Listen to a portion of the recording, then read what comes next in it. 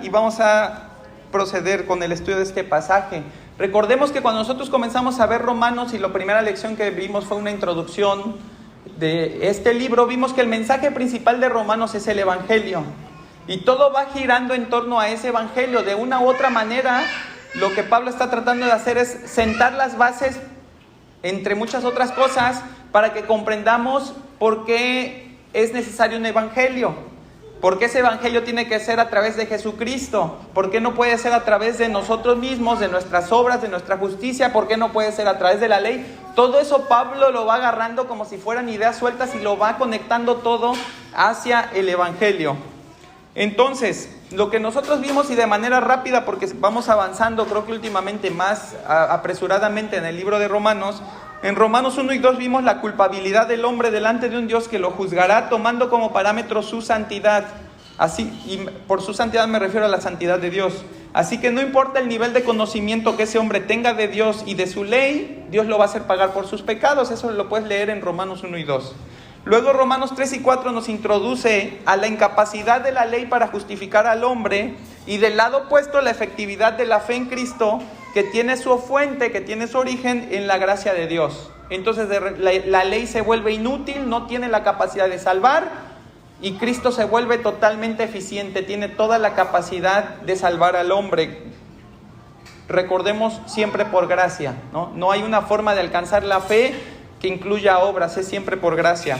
Luego Romanos 5 nos va a mostrar los efectos de la obra redentora de Cristo y su contraste con la introducción del pecado al mundo, y veíamos esa analogía contrastada entre Adán, ¿sí? Entre ese Adán por el cual el pecado se introdujo al mundo, y el postrer Adán, que es Cristo, por el cual fueron perdonados todos esos pecados, ¿no? Y decimos analogía contrastada porque no lograron lo mismo, sino lograron más bien lo opuesto. Uno, llenar a la humanidad de pecado, y otro, la capacidad de salvar a toda la humanidad de su pecado, ¿no? Luego Romanos 6 y 7 nos va a ayudar a establecer en nuestra mente, en nuestro corazón, el cambio de estatus en la manera en la que nos relacionamos con la ley y con el pecado. Y nos va a localizar en esta nueva relación que nosotros tenemos con Cristo, donde su señorío y su propiedad sobre nuestras vidas no solamente es un hecho, sino que además es ineludible. Y decíamos en ese momento, no es necesario que tú reconozcas el señorío de Cristo en algún momento de tu vida para que Él sea tu Señor. Ya lo es, por el simple hecho de haberte libertado del pecado, Él ya se convierte en automático en tu Señor. Lo mismo sucede con la ley, en el momento en el que Él te libera de la ley, en el sentido de que ya no te oprime la ley, ya no te sujeta la ley. Lo que nosotros vemos es que dice que era como, y maneja la relación del matrimonio y el divorcio.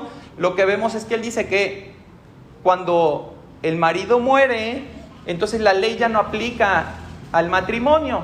En ese mismo sentido, en ese sentido figurativo, cuando nosotros morimos con Cristo, esa ley ya no pesa sobre nosotros, sino que ahora nosotros somos desposados por Cristo, somos unidos a Él, ¿no? Y a partir del versículo 7 de Romanos 7, lo que veremos es la explicación de Pablo de esta trifecta entre el pecado, la ley y el hombre, que están en continua tensión, a fin de responder una pregunta sencilla, pero al mismo tiempo bastante difícil de digerir y de comprender, que es: ¿por qué seguimos pecando después de todo lo que Dios ha hecho por nosotros? Y eso es a lo que va a llegar Pablo en este pasaje, y nos va a llevar hacia, cuando nosotros vamos llegando al capítulo 8, hacia esa vida nueva que nosotros tenemos en el Espíritu Santo, que es precisamente lo opuesto a vivir en pecado, es vivir en el Espíritu, ¿sí? Pero antes de comenzar el sermón, quiero hacer énfasis en lo precioso que es transformar nuestras vidas y nuestras mentes, de modo que logremos tener una visión de las cosas espirituales y materiales gobernada por la mente de Cristo, es decir, ver las cosas con los ojos que Dios las ve. Efesios 4:23 nos anima a no andar en la vanidad de nuestra mente, sino a renovarla. Por vanidad se refiere a algo que es vacío, a algo que no tiene mérito en sí. Dice, ya no anden viviendo en la vanidad de su mente, que no tiene mérito, que no tiene propósito, sino que renuévense, ¿sí?, de tal manera que puedan vivir en el Espíritu, en esa nueva vida que Cristo nos da.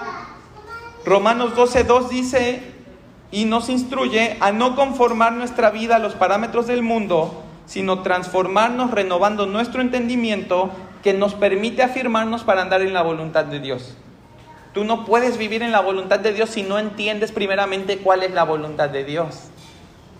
Puedes tener una idea de cuál es la voluntad de Dios y vivir pensando que esa idea es la realidad, pero si esa idea no viene estipulada en la Escritura, no estás viviendo dentro de la voluntad de Dios.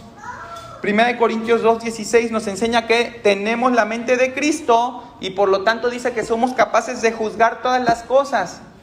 Y cuando dice juzgar no estamos hablando simplemente de efectuar un juicio negativo o positivo de las cosas, sino de filtrar esas cosas de tal manera que nosotros sepamos cuál es la voluntad de Dios, qué es lo agradable a Dios. No es un juicio condenatorio, sino un juicio para que yo pueda preservar mi vida en santidad y pueda glorificar a Dios en todo lo que hago. A eso se refiere 1 Corintios 2:16. Entonces es un efecto inherente al estudio de la palabra de Dios que nuestra mente sea transformada, nuestros principios sean realineados y nuestras convicciones fortalecidas en la certeza de la voluntad de Dios. Y en lo personal, no sé a ti, yo espero que así sea, pero ese ha sido el efecto que ha tenido este estudio de Romanos en mi vida y en la vida de la iglesia. He visto y he aprendido lo que ignoraba. He corregido lo que pensaba que sabía, pero que estaba equivocado. He confirmado lo que aprendí, que estaba correcto, pero sobre todo he podido apreciar con una humildad que te da el venir al texto y el ver lo grandioso de la obra de Dios y lo misericordioso que es Dios al darnos una oportunidad a través de su Hijo, esa maravillosa obra redentora de la Trinidad que por su gracia nos tiene hoy aquí deseosos de conocer más y con una determinación de vivir una vida más santa para la gloria de Dios, no para el reconocimiento del hombre, sino para la gloria de Dios. Entonces el conocimiento adecuado de la verdad bíblica siempre causará en nosotros la pena de sabernos inútiles, la confianza de reconocer en la Trinidad y en la Escritura todo poder y autoridad, la gratitud de ser un recipiente de la gracia de Dios y la determinación para transformar mi vida con la ayuda del Espíritu Santo para la gloria de Dios en humildad y confesión de pecados. Si tú vienes cada domingo aquí y después de escuchar este sermón te vas y sigues siendo el mismo, querido, quiero decirte que no habita Cristo en ti. Quiero decirte que no has nacido de nuevo. Si la palabra rebota como si tuvieras un escudo, como si tu corazón fuera tan duro que no la puede penetrar, no hay una obra del Espíritu Santo en tu vida. Porque la palabra es poderosa. Porque la palabra tiene el poder en ella misma simplemente por ser la palabra que Dios dijo.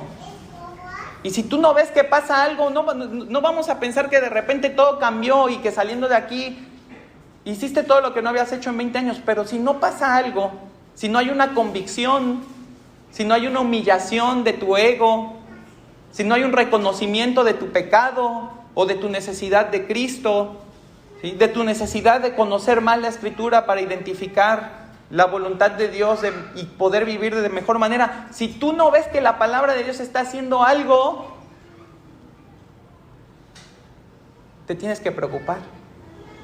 Porque la palabra de Dios es efectiva, es poderosa, ¿sí?, en aquellos que han sido renacidos, en aquellos en los que Dios ha puesto un corazón nuevo, un corazón que tienen esos nuevos afectos de los que tanto hablamos, ¿sí?, que se deben a Dios, en sentir esa necesidad de Dios, esa necesidad de conocerle, de orar, de hablarle de otros a Cristo en la primera oportunidad, ¿sí?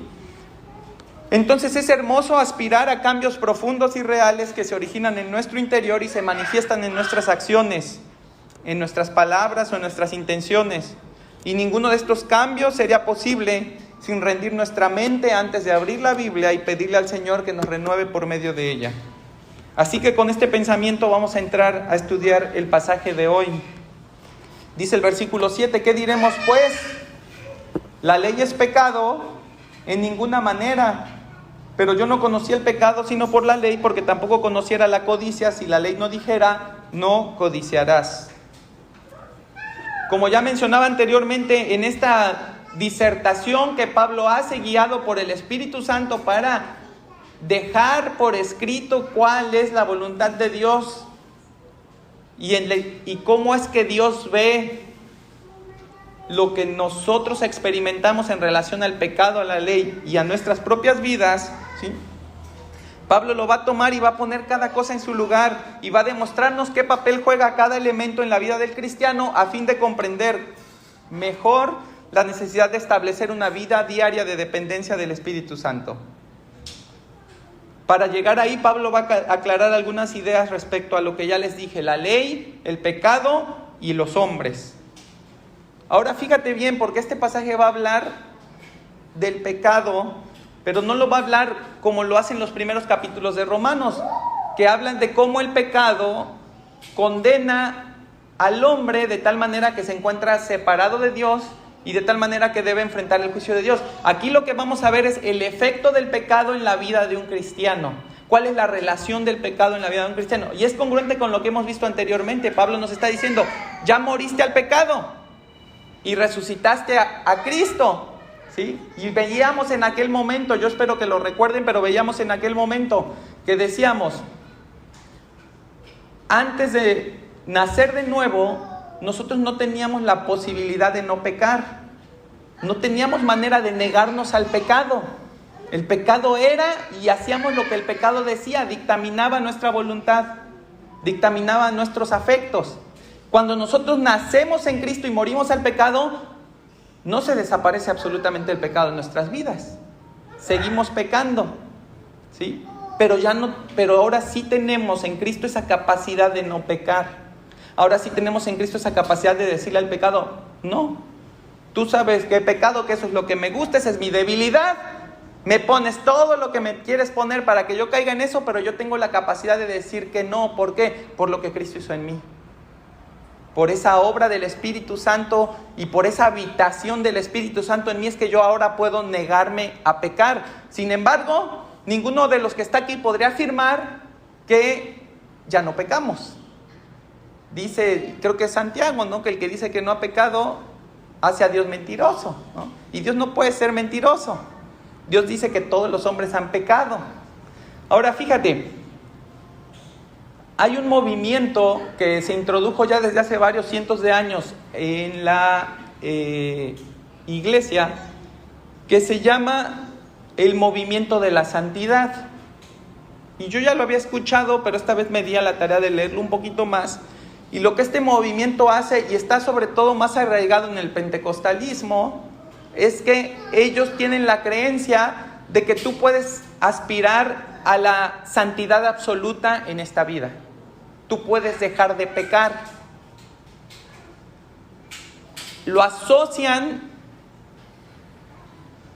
a la obra del Espíritu Santo. Y justo lo estuve platicando porque en la casa nos está ayudando un hermanito en la fe. Él es de una iglesia pentecostal y estaba platicando como para poder entender más a fondo, porque dije, bueno, una cosa es lo que nos cuentan y otra cosa es lo que nos cuentan otros que estuvieron, y otra cosa es de alguien que está ahí. Entonces yo quise platicar para ver cómo, ya hablé como chinito, para ver cómo él ve a las iglesias reformadas y también ver cómo los vemos nosotros a ellos, ¿no? Si hay alguna parte ahí que tuviera yo que revisar.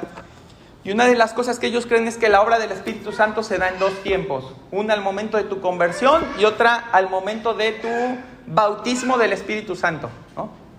Yo le explicaba que para nosotros eso se da en el mismo momento, ¿no?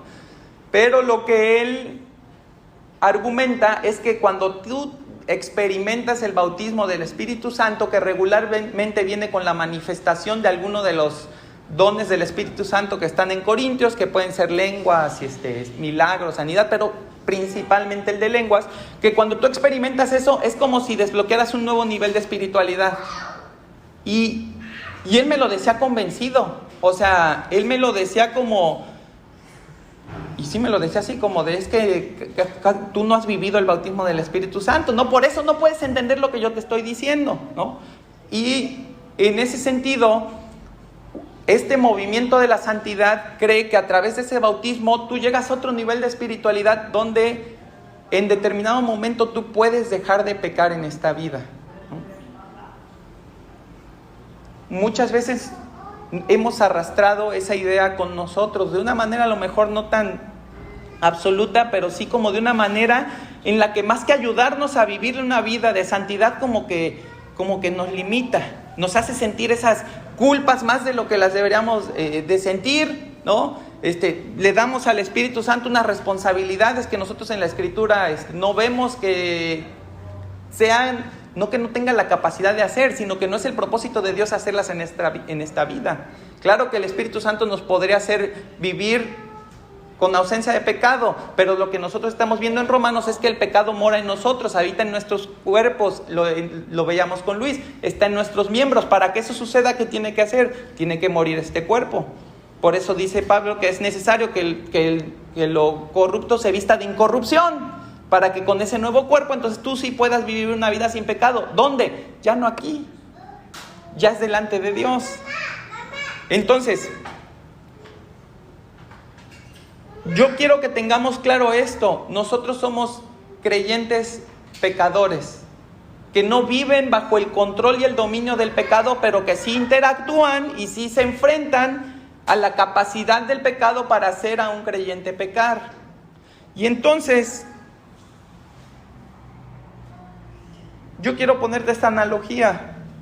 Nuestra convicción respecto a la santidad es que nosotros apuntamos a la santidad total, así como un jugador de básquetbol o un jugador de fútbol apunta a ser el más efectivo del planeta. Imagínate que un jugador de lo que quieras, de repente agarrara cada vez que va a jugar un juego y cada vez que tira hacia la canasta, encestara todos los tiros. Eso es lo que él quisiera. Él quisiera ser el mejor del mundo, él quisiera no fallar ninguno de los tiros. Imagínate que ese jugador avienta la pelota y sea como la aviente, casi como la película del chanfle, ¿no? Se voltea y hasta le pega la pelota en la cabeza y mete gol, ¿no? Algo así. Ese jugador está mentalizado, está enfocado a lograr que todas sus canastas, o si es un jugador de fútbol, todos sus tiros entren, todos sus tiros acierten, ¿no? Si eso pasara, bueno, pues el juego cambiaría por completo, ¿no? No se daría abasto este hombre para responder a todas esas ofertas, todos esos contratos que le llegarían, ¿no?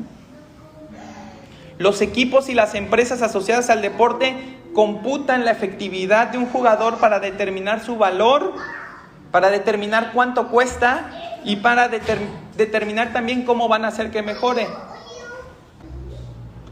No estamos capacitados para lograr la santidad perfecta, somos incapaces de vivir una vida 100% libre de pecado. Sin embargo, nuestra meta es esa. Nuestra meta es vivir sin pecado.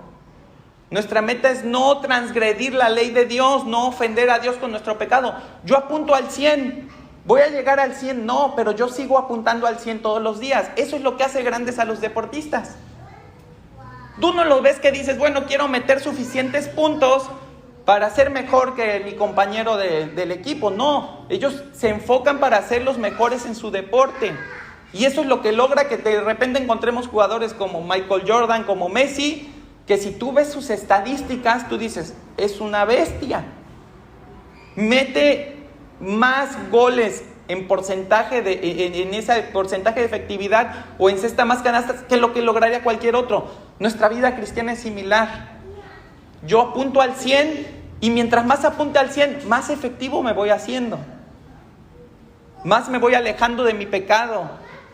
Mejor porcentaje de santidad voy teniendo. ¿Por qué? Porque yo estoy enfocado en mantenerme santo. Y yo veía, y tú lo puedes ver, ¿no? Veía una anécdota de esos que aparecen en Facebook y decía que por muchos años el equipo de estos que hacen remo, no me acuerdo cómo se llaman, que van remando ahí en el río, ¿no? De canotaje, de Inglaterra, no había podido calificar para el mundial, ¿no? Por muchos años ellos habían quedado eliminados y decían, pues, ¿qué podemos hacer? Hasta que llegó un equipo y dijo, todo lo vamos a hacer con base en una pregunta. ¿Nos va a meter al mundial de canotaje o no nos va a meter al mundial? Y entonces dice que llegaban y dicen, oye, hay una fiesta que están organizando, ¿nos va a meter al mundial o no nos va a meter al mundial? Pues no nos va a ayudar. Entonces no vamos. ¿Para qué hacemos algo que nos va a alejar de nuestra meta? Que sí, pues está divertido y te la vas a pasar bien, pero ¿cuál es nuestro verdadero objetivo? Es llegar a ese mundial. Entonces no vamos a la fiesta. Oye, es que mira, vámonos a comer al McDonald's. Pues no vamos. Nos va a ayudar a que entremos al mundial, no nos va a ayudar. Entonces fíjate cómo, si tú pones los ojos a donde quieres llegar, vas a empezar a hacer las cosas que tienes que hacer para llegar ahí. Y eso aplica también a nuestra santidad. Se nos olvida que tenemos que vivir una vida santa. Se nos olvida que tenemos que vivir una vida justa delante de Dios. Creemos que tenemos la vida para vivirla a nuestro antojo. Y entonces, ¿qué pasa? Que nos empezamos a dar permisos que no nos tendríamos que dar porque se nos olvida que tenemos que vivir nuestra vida para santificar a Dios. Y empezamos a perder efectividad. Empezamos a perder las oportunidades de luchar contra nuestro pecado y de vencerlo. Se nos van perdiendo. ¿Por qué? Porque la santidad es secundaria. La santidad no es tan importante, ¿no? Y ahí es, precisamente en esa lucha, ¿no?, donde tú puedes identificar a un cristiano genuino o a una persona que cree que es cristiana, ¿no? Por muy baja que sea su efectividad, el cristiano genuino tiene la tendencia de ir aumentando su efectividad. Va a soportar cada vez más las tentaciones, se va a privar cada vez más de los placeres carnales, va a sacrificar más frecuentemente la autorrealización por la gloria de Dios. Y así es como uno puede identificar esos hombres que han nacido de nuevo. ¿Por qué así? Porque uno que no ha nacido de nuevo tiene 0% de efectividad cuando se trata de ser santo. Uno que ha nacido de nuevo no tiene ni siquiera la intención de ser santo. Él tiene la intención de seguir viviendo la vida, de seguir disfrutando la vida, pero no apunta a la santidad. Un regenerado, un nacido de nuevo, se apunta a la santidad. Ahora, ¿por qué hago esta analogía? Porque lo que Pablo va a explicar a continuación trata de cómo el pecado incide en la santidad de un creyente. Este pasaje no nos habla de hombres sin Cristo siendo afectados por el pecado, sino de hombres y mujeres de Dios enfrentando la realidad de que el pecado quiere mantenernos lejos de la santidad. El pecado quiere seguirnos dañando. El pecado quiere seguirnos manchando. El pecado quiere seguirnos manteniendo separados de Dios. Y entonces llegamos a este pasaje que dice, ¿qué diremos pues? La ley es pecado. Recordemos que Pablo le hablaba en los primeros versículos a sus hermanos judíos sobre cómo la ley obraba en ellos produciendo fruto de muerte, y que en Cristo ahora eran libres de ese dominio y habían sido traspasados al dominio del Espíritu Santo, y ahí se produce fruto de vida. En la provisión de la palabra de Dios, Pablo va a atajar un pensamiento que podría surgir a partir de esta aseveración. Bueno, si la ley produce muerte, o si tiene como fruto la muerte, pues entonces la ley es mala, dirían los judíos. Pero ¿qué sucedería si Pablo afirma que la ley es mala? Salmo 19, 7 y 8 dice, la ley de Jehová es perfecta, que convierte el alma. El testimonio de Jehová es fiel, que hace sabio al sencillo. Los mandamientos de Jehová son rectos, que alegran el corazón. El precepto de Jehová es puro, que alumbra los ojos. Entonces Pablo no podía decir la ley es mala, porque si él decía la ley es mala, iba a contradecir lo que la misma palabra de Dios dice de la ley. Entonces Pablo se interpone en esa línea de pensamiento para decir con el mismo énfasis que ha dicho en todas las preguntas anteriores, que de ninguna manera la ley es mala. Y la primera cosa que hace la ley, lo dice Pablo ahí en ese pasaje, dice, yo no conocí el pecado sino por la ley. Mira lo interesante de la afirmación de Pablo. Pablo está diciendo que su comprensión del pecado vino a partir del conocimiento de la ley.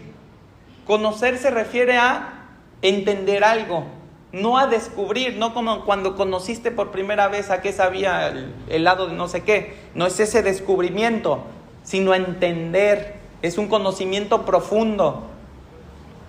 ¿Y por qué digo que es interesante? Porque Pablo no está diciendo que no pecó hasta que entendió la ley, sino que identificó su pecado cuando conoció la ley, cuando tuvo esa ley. En ese momento que Pablo tiene la ley, Pablo entiende la gravedad de su pecado. En ese momento en el que Pablo es expuesto a la ley de Dios de una manera plena. ¿Y por qué digo de una manera plena? Porque nosotros sin Cristo no podemos ver la ley de Dios como algo a lo que le podamos atribuir valor moral la mayoría de las veces. Platicaba con alguien, y tú seguramente te ha de pasar, si ellos no le dan autoridad a la Escritura como una ley moral superior a todas las demás leyes morales que puedan existir, entonces va a ser muy difícil sostener la argumentación, porque no tienen el mismo estándar para decir qué es lo bueno y es lo malo. Es el problema del relativismo. Lo que para ti puede ser bueno o malo, pues para mí puede no serlo. ¿Y quién está mal? Ninguno de los dos. Ese es el problema del relativismo, ¿no? Pero si nosotros le dotamos a la Escritura, o reconocemos, porque la Escritura ya está dotada de la autoridad total que tiene por ser la palabra de Dios, entonces no hay lugar al relativismo. Eso no es pecado o no es pecado, es la voluntad de Dios o no es la voluntad de Dios. Entonces mira qué interesante que Pablo no dijo, bueno, yo no pequé hasta que vino la ley. No dijo eso, dijo, yo tuve entendimiento de mi pecado hasta que llegó la ley. Ahora mira otra cosa interesante. Pablo conocía la ley. Él era uno de los hombres más preparados en su época, tanto que él afirma que adelantaba a sus contemporáneos. Y él vivía por esa ley, andaba por ahí correteando a los cristianos, porque él creía que esos cristianos estaban precisamente viviendo en contra de la ley que él creía que conocía. Pero había un problema. A pesar de conocer la ley por la que vivía, no entendía el pecado por el cual se diseñó esa ley. No comprendía lo que esa ley determinaba como pecado o como no pecado, porque él vivía, y lo vimos el domingo pasado, él vivía por la letra.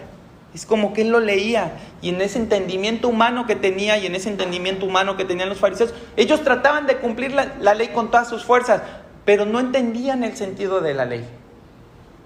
No entendían el verdadero significado de la ley, y por lo tanto no les alumbraba. No les daba luz sobre cuál era su pecado, no les manifestaba cuál era su error. ¿Cuándo viene el entendimiento del pecado a Pablo? Bueno, pues cuando Dios lo habilita espiritualmente para ver el pecado como es a través del nuevo nacimiento. Ahora, ¿cómo podemos afirmar esto? Bueno, Juan 15:7, fíjate lo que dice. Pero yo os digo la verdad, os conviene que yo me vaya, porque si no me fuera el Consolador no vendría a vosotros. Mas si me fuere os lo enviaré, y cuando Él venga convencerá al mundo de pecado, de justicia y de juicio. De pecado por cuanto no creen en mí, de justicia por cuanto voy al Padre y no me veréis más, y de juicio por cuanto el príncipe de este mundo ha sido ya juzgado. Únicamente un hombre regenerado podrá entender el pecado como lo que es. Es la transgresión de la ley de Dios que manifiesta ese carácter justo, ese carácter santo, ¿sí? Y por lo tanto ese juicio que Dios ha emitido sobre los pecadores. Y para ponernos el ejemplo más claramente, Pablo va a utilizar a la codicia. Y fíjate lo que dice ahí. Porque tampoco conociera la codicia si la ley no dijera, no codiciarás. Y efectivamente, es una realidad. Cuando tú vas en la carretera manejando y no ves el letrero que dice a qué velocidad puedes ir, pues tú vas a la que crees que puedes ir. No tienes un parámetro que te dice esta es la velocidad límite. Lo mismo sucede con los otros pecados. Si la ley no dictaminaba que la codicia era pecado, entonces la codicia ¿qué es? Pues, no es mala, ¿no? La codicia está permitida. En el momento en el que la ley determina lo que es pecado y lo que no lo es, entonces en ese momento viene el conocimiento, viene el entendimiento de lo que es pecado. Ahora vamos a ver el versículo 8, porque aquí es donde yace el problema entre la relación de la ley y el pecado. Dice el 8, mas el pecado, tomando ocasión por el mandamiento, produjo en mí toda codicia, porque sin la ley el pecado está muerto. Fíjate cómo dice, mas el pecado tomando ocasión por el mandamiento. El pecado que ya moraba en el hombre como consecuencia de su naturaleza caída y que vemos que es la herencia de Adán, regrésate a Romanos 5 si necesitas corroborar eso, ¿sí? Pero el pecado que ya moraba en el hombre como consecuencia de su naturaleza caída, lo que está diciendo el pasaje es que usó el mandamiento como trampolín. Prácticamente eso que dice, tomando ocasión, quiere decir como que tomó impulso. Agarró el pecado y dijo, mira, ahí está la ley. Y antes no sabían que era pecado, ahora saben que es pecado. Y ¿sabes qué? En vez de que tengamos miedo de pecar, ¿qué crees que va a hacer el hombre? Va a querer pecar más. Entonces el pecado toma impulso, toma ocasión por el mandamiento. Es innegable que nosotros sentimos una atracción hacia lo prohibido y al efecto placentero que eso puede tener sobre nosotros. En Salmo 141:4 dice, no dejes que se incline mi corazón a cosa mala, a hacer obras impías con los que hacen iniquidad, y no coma yo de sus deleites. Fíjate cómo está hablando del pecado. Dice, no coma yo de sus deleites, no coma yo de su sabrosura, ¿no? Porque pues va a estar bien rico el pecado. Guárdame de no comer porque es atractivo. Proverbios 9:17, ¿qué dice? Las aguas hurtadas son dulces y el pan comido en oculto es sabroso. El pecado es atractivo. Es más, si te lo prohíben hasta sabe más rico, ¿no? Tenemos una naturaleza que nos llama a probar eso que nos dicen que no tenemos que probar, a intentar eso que nos dicen que no tenemos que hacer. ¿Quieres que tu hijo haga algo que no quieres que haga? Dile que no lo haga y ahí va. Porque dicen, ¿cómo me va a decir? Lo tengo que hacer yo. ¿Cómo sé que es tan malo como me dice mi papá? Tengo que ver yo si es cierto que es tan malo como lo dice, ¿no? Entonces tenemos una inclinación a ser seducidos por esa belleza fugaz que tiene el pecado, por esa sabrosura que le da el ser eso que Dios prohibió. Entonces lo que está diciendo aquí Pablo es que el pecado, sabiendo que la ley determinaba lo que el hombre debía o no debía hacer, agarró impulso, tomó impulso, saltó en ese trampolín. ¿Para qué? Para hacer el mayor daño posible. ¿Y cómo lo hizo? Fíjate lo que va a decir Pablo ahí. Dice, produjo en mí toda codicia. Ya no codicié solo una cosa, sino que ahora el pecado, tomando impulso a través del mandamiento, produjo en mí toda codicia. Cuando dice toda, no se refiere a un todo de todo lo que yo podría hacer o todo lo que yo podría aprovechar, sino todo tipo de codicia. De hecho, la palabra codicia es la misma palabra que se utiliza para hablar de concupiscencia. La Escritura habla de la concupiscencia como el deseo de lo prohibido. Así que una forma más fácil de entender este pasaje es, produjo en mí todo tipo de deseo de lo prohibido. El pecado agarró el mandamiento y dijo, mira todo lo que se te dijo, mira todo lo que se te prohibió hacer, mira todo lo que se te mandó a hacer. ¿Ahora qué? Ahora vamos a agarrar cada una de esas cositas y vamos a producir en ti todo tipo de codicia, todo tipo de concupiscencia, todo tipo de deseo de esa maldad.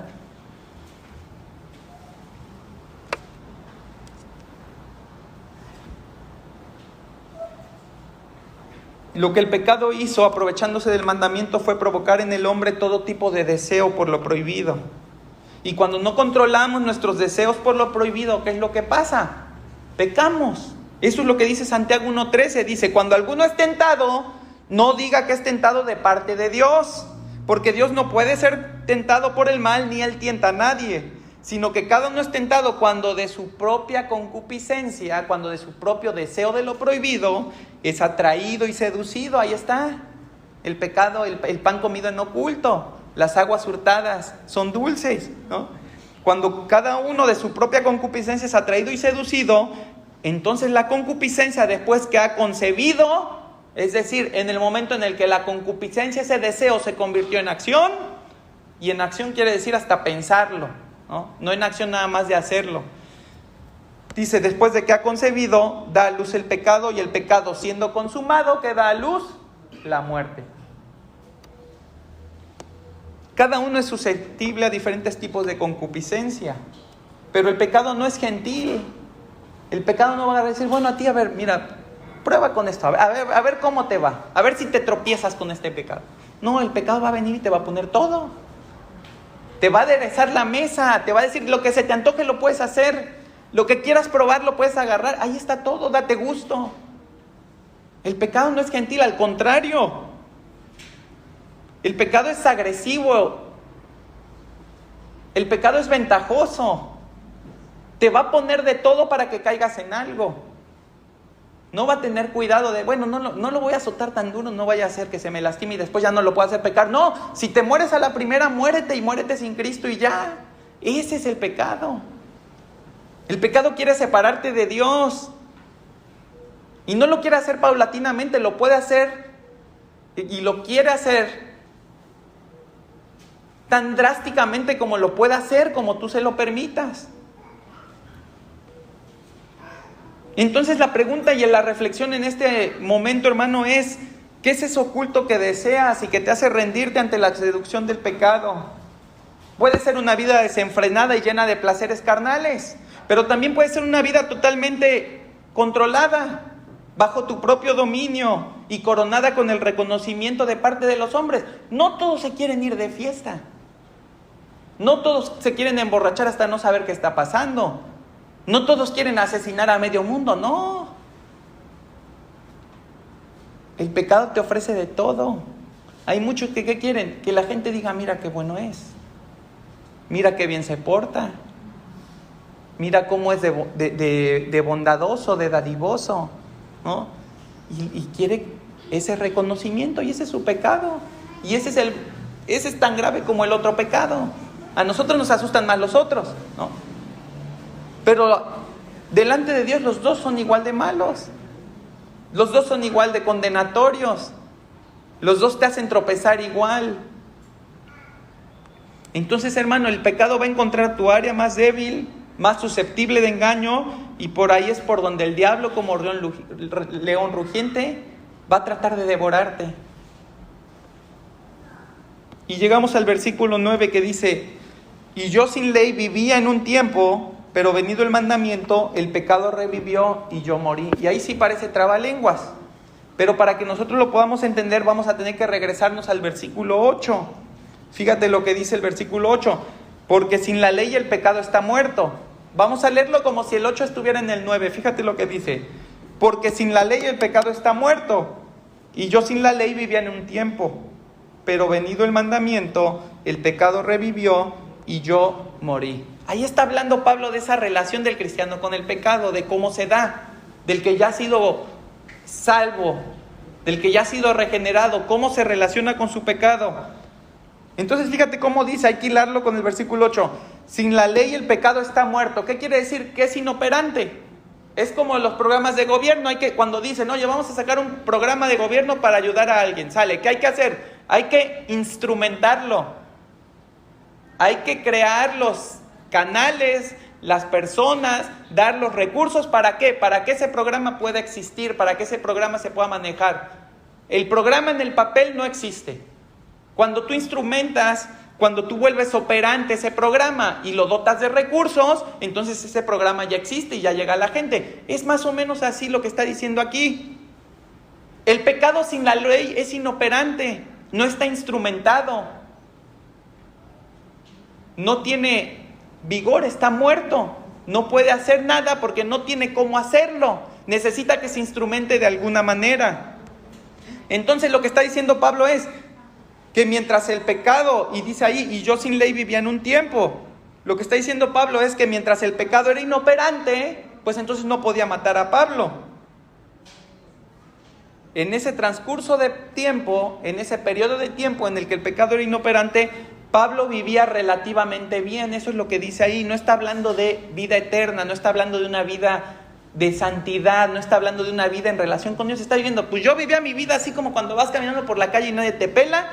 Él dice, la ley sin pecado sin ley el pecado está muerto. Sin la ley, pues el pecado no me hacía nada. Yo andaba feliz, yo andaba caminando por todos lados, haciendo lo que necesitaba hacer, lo que quería hacer, pero el pecado no tenía forma de amenazarme, no tenía forma de dañarme.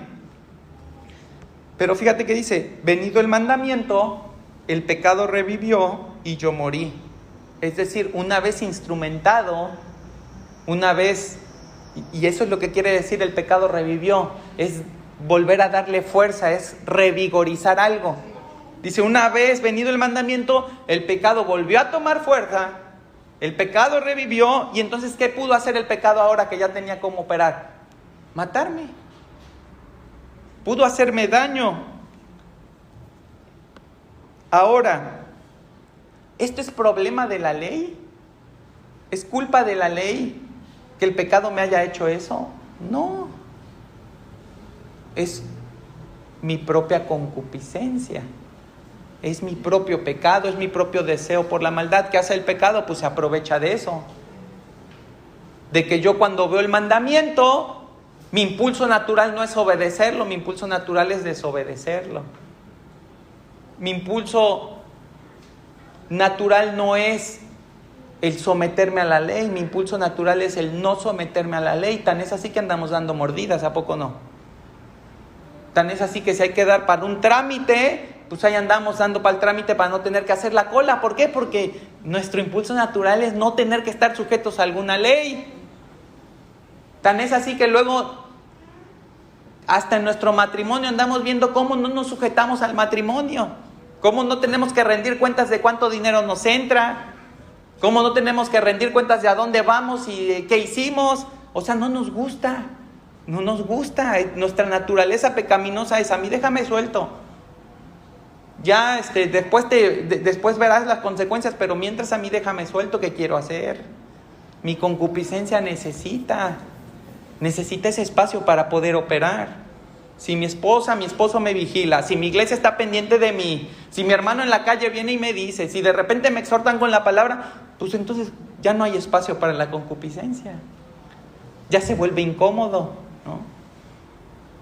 Entonces, fíjate cómo es interesante ver que el pecado no puede revivir a ningún hombre pecador, pero sí es interesante ver cómo la ley no puede revivir a ningún pecador, pero sí puede revivir el pecado. Y eso es bien interesante, porque Pablo está diciendo en los pasajes anteriores, la ley no los va a salvar, la ley no les va a dar nueva vida. ¿Qué sí le da vida a la ley? Al pecado. Lo energiza, lo vigoriza, lo hace revivir de tal forma que, y ahorita vamos a ver el propósito de eso, porque la ley sigue siendo la palabra de Dios, el dictamen de Dios, esa comunicación de parte de Dios para darnos a conocer su voluntad. Así que la ley sigue siendo buena. Luca me pregunta, porque lo ve, ¿no? Oye, ¿el dedo de en medio es malo? Y le digo, tu dedo de en medio no es malo. Como uses el dedo de en medio es malo. La ley es mala, no es mala. ¿Cuál es el problema de la ley? ¿Cómo la uso? ¿Para qué uso la ley? Eso es lo que convierte el uso de la ley en malo, pero la ley sigue siendo buena.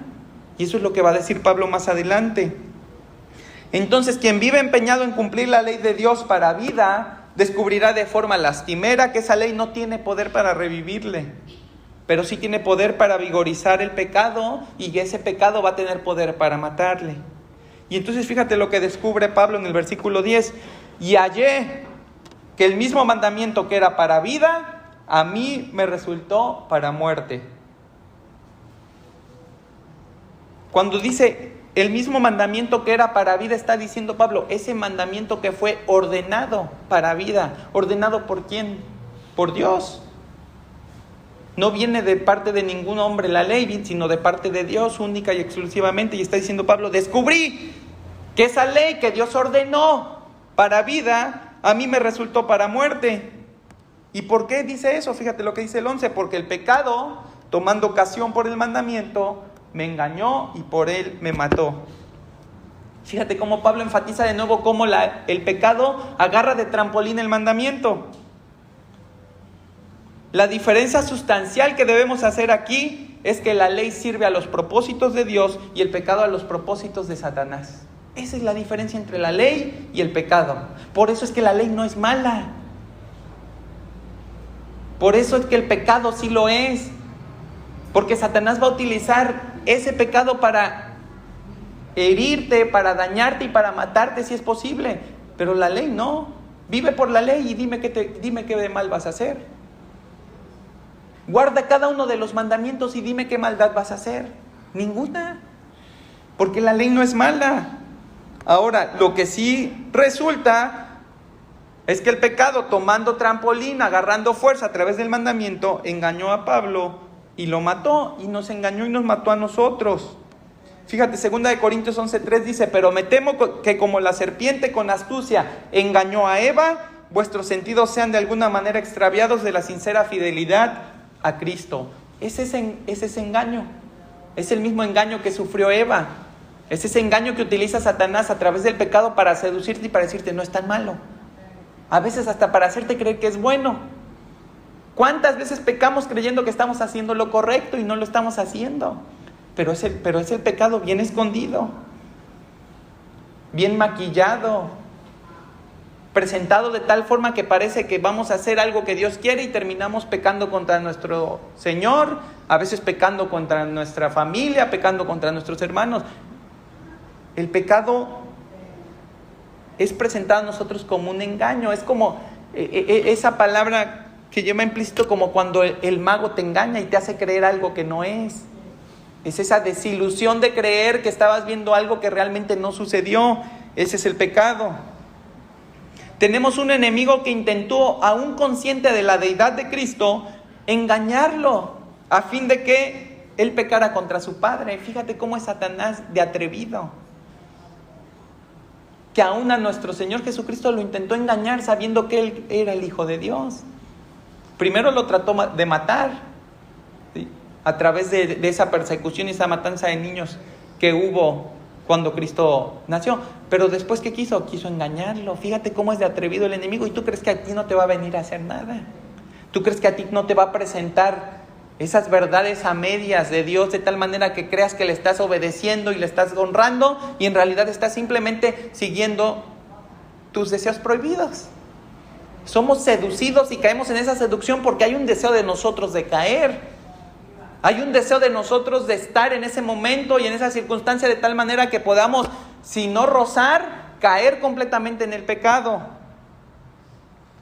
Entonces, ¿cuánto más no va a echar el enemigo a andar su maquinaria para hacernos vivir en pecado,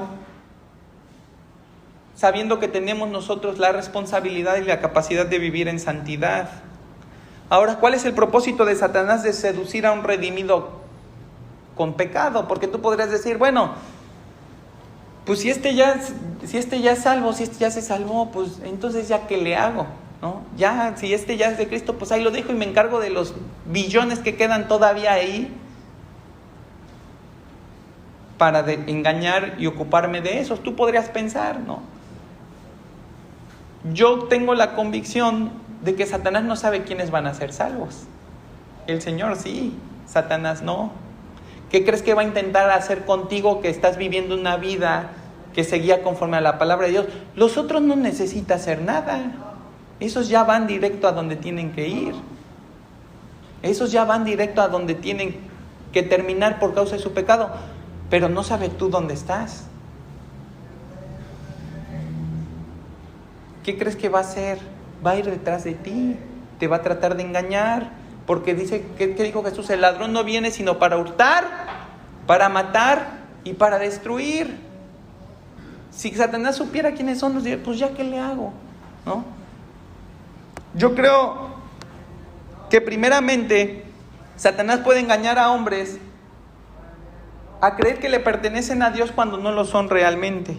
Y ese hombre va a vivir toda su vida de una forma religiosa para hallarse condenado al infierno en el día del juicio. Vidas vividas por la religión, vidas vividas por las buenas obras, que no encuentran eco en la fe en Jesucristo y por lo tanto la justificación, pues, que es por gracia, está ausente en sus vidas. Y ese es el primer engaño de Satanás, el decir, aquí es, mira, este es el camino al cielo, este es el camino a Dios, ándale por ahí, mira, todo se ve bien, todo se ve bonito, sí parece que va al cielo, tienen los letreros ahí cada determinado kilometraje para que sepas que vas por donde tienes que ir.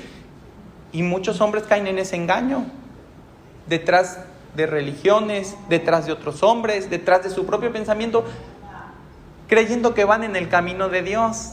Y es un engaño muy común. Es un engaño muy común cuando tú le preguntas a alguien, ¿a dónde vas si tú mueres? Al cielo. ¿Por qué? Pues porque me he portado bien. Ahí está. Ya los engañó Satanás. Ya los perdió. Les pintó así como que un camino que se parecía. simuló que el camino te iba a llevar a donde te tenía que llevar, y ahí van los hombres caminando ese camino pensando que van a llegar a Dios. Entonces fíjate cómo Satanás es astuto. Satanás es el engañador. Él es el padre de mentira. Él sabe cómo usar las cosas para hacernos creer que estamos viviendo para Dios algo que no es realmente la voluntad de Dios. Dice que se viste como ángel de luz. ¿Para qué? Para engañarte, para hacerte creer que estás buscando a Dios cuando en realidad no estás buscando a Dios, le estás buscando una versión de Dios que te acomoda, pero una versión de Dios que te condena también. La segunda razón por la que creo que Satanás puede y quiere que nosotros vivamos una vida de pecado es para que como creyentes nosotros vivamos vidas mediocres, vidas de efectividad mínima, lo más parecido a un incrédulo que a un verdadero hijo de Dios, de forma que, aunque disfrutaremos de una salvación futura por gracia, la realidad es que viviremos en el presente la desgracia de una vida a la que le falta santidad. 1 Corintios 3:15 dice: si la obra de alguno se quemare, él sufrirá pérdida, si bien él mismo será salvo, aunque así como por fuego. Fíjate cómo está diciendo, va a haber unos que van a estar ahí delante del Señor, ¿y cómo van a ser salvos? Pues como por fuego, o sea, casi ni pasan. ¿Por qué pasaron? Pues por la gracia absoluta de Dios, por los méritos absolutos de Jesucristo. Pero ¿qué hicieron ellos con esa vida que Dios les dio? ¿Qué hicieron ellos a partir de ese nuevo nacimiento y de esa habitación del Espíritu Santo en ellos, con esa vida que les dio? ¿Qué hicieron con esas obras que Dios preparó de antemano para que anduvieran en ellas? No hicieron nada. Disfrutaron de su pecado, se deleitaron en su pecado, a veces lucharon con él, ¿no? Muy seguramente se dolieron cada vez que pecaron, pero nunca pudieron dejar de pecar. Construyeron obras de heno y hojarasca que cuando fueron puestas a prueba delante del Señor, ¿qué crees? Se consumieron. ¿Por qué? Porque no fueron motivadas, no fueron sustentadas por la obra de Cristo en sus vidas, fueron sus propias obras. La vida que Dios preparó para sus hijos no es esta. No es una vida que vive sucumbiendo ante el pecado constantemente, una vida donde el gozo de la salvación está opacado por la angustia de la falta de santidad, una vida donde las obras que glorifican a Dios son un anhelo distante y la cercanía con el pecado es más pesada que el llamado a la santidad. Hermano, la exhortación es que Dios nos guarde de ser cristianos que viven bajo el rigor del pecado, contristando al Espíritu Santo, glorificando a Dios en poco y dando poco fruto. Que Dios nos preserve de ser aquellos que serán salvos como por fuego, porque la vida que Él preparó para nosotros es mucho más plena que eso.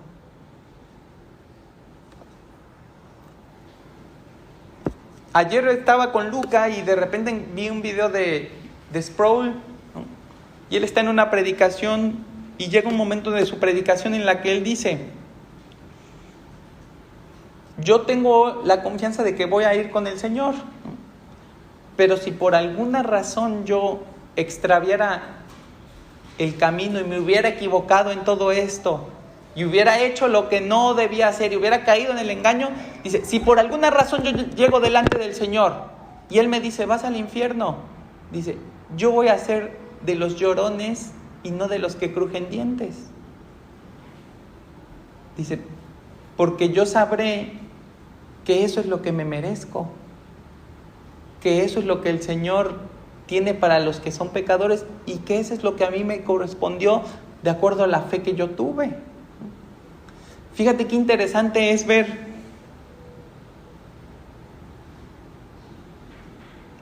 que nuestra vida de santidad es el eco, es el reflejo de lo que Dios está haciendo en nosotros. Cómo nuestro deseo de permanecer apartados para Él, de no ceder ante la tentación, de no ponernos, de no arriesgarnos en situaciones, en lugares, en conversaciones, en peleas, donde no deberíamos estar, ¿sí? Cómo eso nos va dando testimonio a nosotros mismos no solo de que le pertenecemos a Dios, sino de que Él está haciendo una obra de regeneración continua en nosotros, que nuestro porcentaje de efectividad se va aumentando, que cada vez tropezamos menos. ¿Para qué? ¿Para gloria de nosotros? No, para gloria de Él. Para mostrar qué buenos somos, no, para mostrar qué misericordioso es Dios, que me dio a su Espíritu Santo para que yo pueda decirle que no a mi pecado. Entonces Pablo va a llegar al versículo 12 y va a decir: de manera que la ley a la verdad es santa y el mandamiento santo, justo y bueno. Y me recuerda ese pasaje de Santiago 1:17 que dice: toda buena dádiva y todo don perfecto desciende de lo alto, del Padre de las luces, en el cual no hay mudanza ni sombra de variación. La ley fue un don perfecto de parte de Dios, un regalo que cumplió su propósito. La ley es gracia. ¿Por qué la ley es gracia? Porque ella nos hace evidente nuestro pecado de tal manera que podemos entender nuestro pecado y reconocer la necesidad de un Salvador. La ley es un regalo de Dios. Si Dios no nos hubiera dado la ley, ¿cómo se iba a manifestar nuestra maldad? ¿Cómo íbamos a ser conscientes de que estábamos transgrediendo la santidad de Dios en cada una de nuestras acciones y en cada una de nuestras decisiones? Sin la ley no hubiera sido posible. La ley es una obra de gracia. El problema de la ley es cuando lo tomamos para convertirlo en el vehículo, porque no es el vehículo, es el agente. No sé si has visto tú, y no me mentirán aquí los hermanos que son, no me dejarán mentir los hermanos que son químicos, pero tienes agentes que son reactivos, ¿no? Que cuando tú pones algo a ese agente, ¿qué hace? Reacciona. Esa es la ley. La ley es ese agente reactivo que ¿qué hizo? Hizo que nuestro pecado brotara, hizo que nuestro pecado se manifestara. Nuestro pecado. La ley no vino con un manto de pecado y te lo puso encima, tú ya lo tenías. Solo que no lo sentías. No sentías lo malo que era, no sentías lo pesado que era, ¿sí? No sentías cuánto te estaba separando de Dios y cuánto te condenaba, pero tú ya lo tenías. Viene la ley y te dice: mira, no es un manto, es una losa. Somos los pípilas del pecado. Lo andamos cargando, pensando que nos puede hacer felices, pensando que nos puede dar algún tipo de placer, pensando que nos puede dar algún tipo de felicidad. Y no nos damos cuenta que ese peso del pecado nos va destruyendo cada vez más y cada vez más. Nos va matando, nos va separando del Señor. Entonces, contrario a lo que el judío que está leyendo podría pensar, el propósito de Pablo no es que odiemos la ley, sino que entendamos su propósito dentro del plan redentor de Dios, concediendo en su gracia que nuestro pecado fuera manifestado por medio de ella. Y eso es lo que va a decir el versículo 13. Dice: luego lo que es bueno vino a ser muerte para mí. La ley que es buena, la ley que es la provisión de Dios, la ley que es la comunicación de parte de Dios, de su voluntad, de su santidad, de su justicia, vino a ser muerte para mí. Y dice Pablo: en ninguna manera, sino que el pecado, para mostrarse pecado, produjo en mí la muerte por medio de lo que es bueno, a fin de que por el mandamiento el pecado llegase a ser sobremanera pecaminoso. La función de la ley fue mostrarme el resultado del pecado en mi vida, de tal forma que no solamente fuera evidente, sino que además fuera desproporcionadamente pecaminoso para mí. Es como que nos estuviera diciendo la ley: estás envenenado, estás herido, pero no te das cuenta de qué tan herido estás. ¿Tú crees que es una ronchita como si te hubiera picado un zancudo? No, te estás desangrando, te está matando. Ese es el propósito de la ley, mostrarnos la manera tan desmedida que el pecado ha dañado al hombre, que el pecado ha herido al hombre de tal manera que el hombre pueda entonces voltear al cielo y decir: Señor, ¿dónde está la solución? ¿Dónde está el Salvador? ¿Dónde está el Mesías prometido? Porque la ley no es el Mesías. La ley no es el medio, la ley no es el vehículo. Así como un cáncer sin control, el pecado se convirtió en una mancha medio escondida en nosotros, que de repente se esparció por todo nuestro cuerpo y se nos volvió fácil de ver. Platicaba con un hermano y me da su testimonio de cómo fue el cáncer y cómo en la gracia y la misericordia de Dios él pudo llegar en el momento en el que era una cosa de nada. Y se lo pudieron operar y se lo pudieron extirpar de tal manera que él desde ese momento quedó sano. Pero ¿cuántas veces no hemos experimentado en nuestra familia, en nuestros hogares, seres queridos, que el cáncer ya se fue, ya no se descontroló, ya invadió otras partes del cuerpo, ya no hay forma de retenerlo, ya no hay forma de jalarlo, ya lo contaminó todo, ya lo ensució todo, de tal manera que si aún tratas de quitar una parte, se va a seguir extendiendo hacia otras? Eso es lo que hizo la ley. No es que tuviéramos un poquito de pecado ahí que era fácil de extirpar, no, ya estábamos todos contaminados de pecado. Ya estábamos todos envenenados, ya estábamos todos cundidos de pecado. ¿Qué es lo que hace la ley? Es agarrar y decirte, mira cuánto pecado tienes. No es así, es así. Todo en ti es pecado.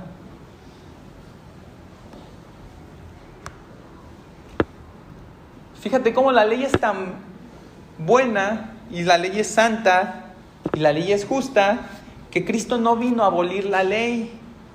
Y no vino como si la ley fuera algo inútil, algo sin propósito, que dije, no, ¿sabes qué? Esto ya quedó, es obsoleto, ¿no? Pues ya lo vamos a hacer a un lado y vamos a establecer una nueva ley. No es lo que vino a hacer Cristo, dice Mateo 5:17. No pienses que he venido para abrogar la ley o los profetas. No he venido para abrogar, sino para cumplir. La ley es santa, la ley es justa, la ley es buena. Tan santa, justa y buena es que ¿qué vino Cristo a hacer? No vino a quitarla, vino a cumplirla. Vino a satisfacer la voluntad de Dios. Vino a cumplir de manera perfecta cada uno de los mandamientos de Dios, de tal forma que esa ley se perfecciona o no. Ya hay alguien que pudo vivir esa ley de manera completa. Ya hay alguien que pudo vivir la justicia de Dios de manera plena, de manera absoluta. Y entonces, por medio de la fe en ese alguien que es Cristo, tú puedes ser justificado. Porque tú nunca hubieras podido hacer, tú nunca hubieras podido vivir, por mucho que te esforzaras. Nunca hubiéramos podido en nosotros mismos vivir esa santidad perfecta de tal manera que cumpliéramos toda la ley. Y fíjate que dice, porque de cierto os digo que hasta que pasen el cielo y la tierra, ni una jota ni una tilde pasará de la ley. Sigue siendo vigente la ley. No se abolió. Sigue siendo vigente, sigue siendo útil. Dice, hasta que todo se haya cumplido. De manera que cualquiera que quebrante uno de estos mandamientos muy pequeños, y así enseña a los hombres, muy pequeño será llamado en el reino de los cielos. Mas cualquiera que los haga y los enseñe, este será llamado grande en el reino de los cielos. Porque os digo que si vuestra justicia no fuere mayor que la de los escribas y fariseos, no entraréis en el reino de los cielos. Fíjate que es lo que está diciendo. ¿Qué hay que hacer con la ley? ¿Ignorarla? No. ¿Qué está diciendo Cristo? Dice, cualquiera que los haga y los enseñe. Hay que enseñarnos a vivir en la ley de Dios. ¿Qué es lo que no hay que enseñarnos? A creer que la ley nos salva, ese es el error. A creer que la ley es mala, ese es el error. Eso es lo que no hay que enseñar, eso es lo que no hay que creer. Pero sí hay que enseñar y sí hay que creer que la ley es buena y que hay que vivir por esa ley. ¿Qué dice Mateo 28:20? Lo voy a abrir aquí rápidamente, o si alguien lo tiene lo puede leer, por favor. Mateo 28:20.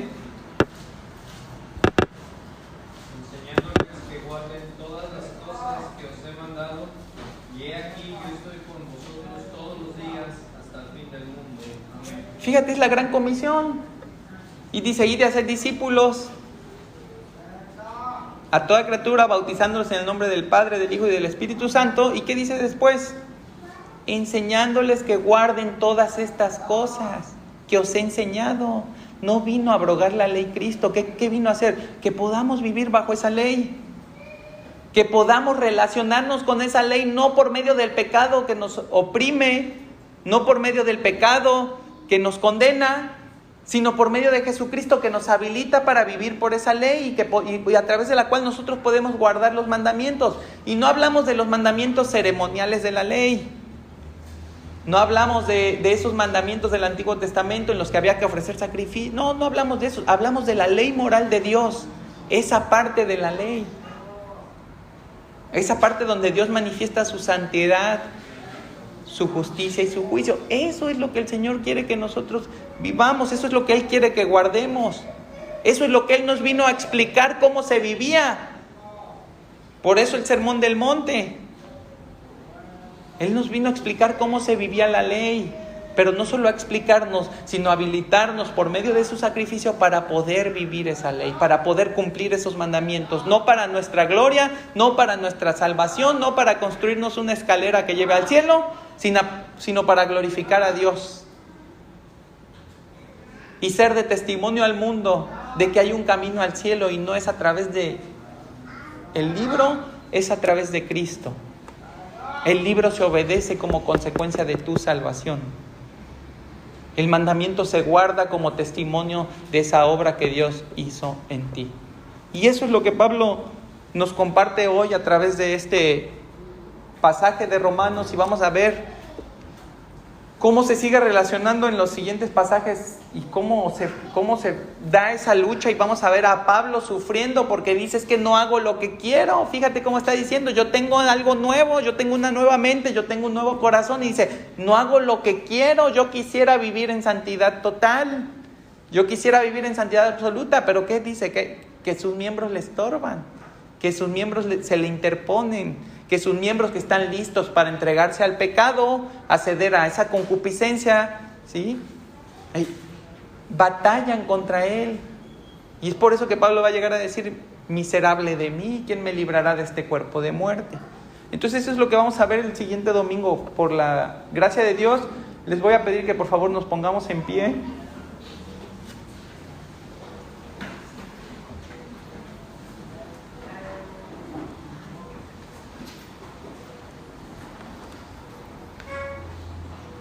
Padre, te agradecemos, Señor, porque tu palabra nos comunica tu voluntad, Señor. Y tu voluntad es que seamos santos, Señor, que vivamos una vida de santidad. Que no cedamos ante nuestro pecado, Señor, que no demos rienda suelta a nuestra carne, que no flaquemos ante nuestra concupiscencia, Señor, sino que nos vistamos de la armadura, que combatamos, Señor, nuestros deseos, que renovemos nuestro entendimiento y llenemos nuestra mente, Señor, de Cristo, de tal manera que el pecado sea cada vez más accidental, Señor. De tal manera que podamos aspirar a una santidad mucho más efectiva, Padre, a tiempos más largos de no pecar, Señor. Pero siempre reconociendo que si no pecamos es por tu gracia y tu misericordia, por tu provisión a través del Espíritu Santo y de tu palabra, para formar en nosotros criterio, para formar en nosotros principios, pero también para poner en nosotros esa voluntad de abstenernos de darle gusto a nuestra carne, Señor. Padre, que tú sigas haciendo la obra en nosotros, Señor. Que tú nos sigas llenando de ti, Señor, de tu palabra, de convicción, de certeza, de compromiso, Señor, de humildad, de arrepentimiento, Padre. Y que cedamos cada vez más al control del Espíritu Santo, Señor. Que cedamos cada vez más, Señor, ante las circunstancias que detonan nuestro deseo de pecar, Padre. Señor, que tú operes santidad en nuestras vidas, Señor. Que tú nos hagas anhelar el mantenernos limpios y alejados del pecado para tu gloria, Señor. Y que también podamos ver en esos momentos en los que cedemos, Señor, y pecamos, la provisión perfecta de Cristo para perdón de nuestros pecados, Señor, y del Espíritu Santo para andar nuevamente en tu voluntad, Señor. Bendice esta iglesia, bendice a cada uno de mis hermanos, Señor, y ayúdanos, Padre, a que hagamos ese examen consciente, Señor, y honesto delante de ti, de cómo vivir una vida de mayor santidad, Padre, esperando que tú nos llames o que vengas por nosotros, Padre.